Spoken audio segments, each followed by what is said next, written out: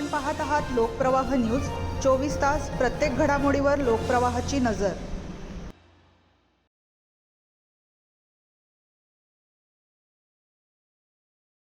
मालेगाव तालुक्यातील ताडी विक्री केंद्रावर अन्न व औषध प्रशासनाने मोठी धडक कारवाई केली आहे।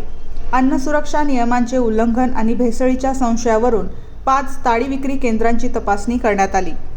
यामध्ये एकूण 2302 लिटर ताडी जप्त करून नष्ट करण्यात आली असून जप्त केलेल्या ताडीची अंदाजे किंमत 1,79,920 रुपये आहे।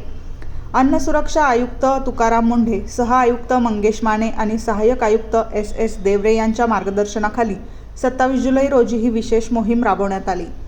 संगमेश्वर येथील सरकारमान्य ताडी विक्री केंद्रातून 2016 लिटर ताडी, येसगाव येथून 286 लिटर तर वडनेर येथून 6.5 लिटर ताडी जप्त करून नष्ट करण्यात आली।